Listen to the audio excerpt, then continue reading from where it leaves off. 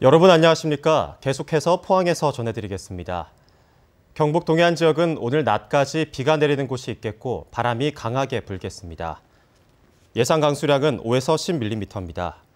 오늘 아침 최저 기온은 포항 26, 경주 영덕 울진 24도를 기록했고 낮 최고 기온은 28에서 32도 분포로 더위가 한풀 꺾이겠습니다. 내일부터 차츰 기온이 올라 다시 무더운 날이 이어지겠습니다. 바다에는 풍랑주의보가 내려진 가운데 물결은 먼바다에서 최고 4m로 매우 높게 일겠습니다. 폭염이 장기화되자 포항시는 피해 최소화를 위해 폭염 대응 재해상황실을 운영하고 예비비를 긴급 투입하고 있습니다. 포항시는 양수기 75대와 분소스 207km, 스프링클러 105대를 마을별로 공급한 데 이어 읍면에 추가로 필요한 농자재 현황을 신청받아 지원할 계획입니다. 또 가축 면역력 강화제와 미네랄 등 가축의약품 3억 원어치를 구입해 축산 농가에 지원했습니다. 무더운 날씨가 연일 이어지면서 다들 건강관리에 어려움이 많으실 텐데요. 특히 당뇨병 환자들에게는 장기화되는 폭염이 당뇨 합병증을 유발할 수 있어 주의가 필요합니다. 이상원 기자가 보도합니다. 당뇨병을 앓는 이 50대 여성 환자는 별다른 증상이 없는데도 봄보다 혈당 수치가 30% 이상 높아졌습니다.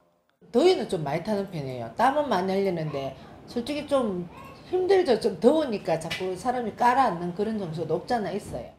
땀이 많이 나고 탈수 현상이 나타나는 여름은 혈당 조절이 어려워 당뇨병 환자들에겐 눈, 신장, 신경, 발 같은 부위에 당뇨 합병증에 걸릴 위험이 높습니다. 국민건강보험에서 조사한 2015년 당뇨 환자 진료 비율을 보면 전체 당뇨 환자 가운데 눈 합병증이 가장 많았고 신경병증, 신장 합병증 순으로 나타났습니다.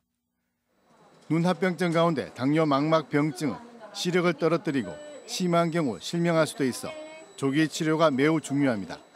당뇨 망막병증이 위험한 것은 진행될 때까지 증상이 별로 없습니다.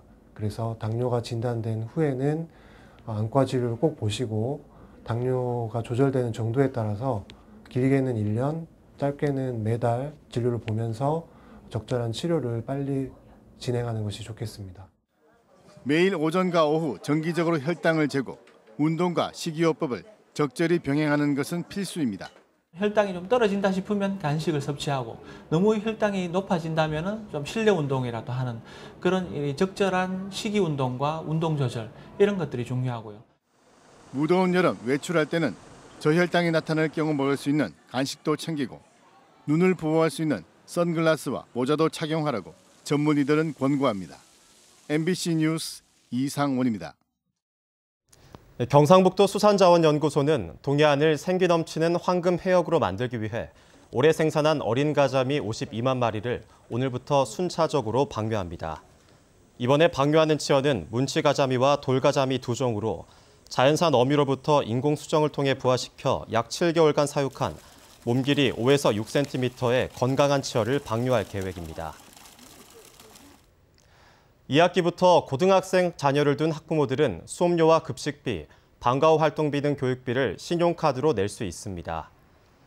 경북교육청은 2학기부터 전체 초중 고교에서 교육비를 카드로 낼 수 있다고 설명했습니다. 종전까지는 급식비와 방과 후 활동비, 현장 체험 비용 등 교육비는 계좌이체를 하거나 학교로 직접 납부해야 했습니다.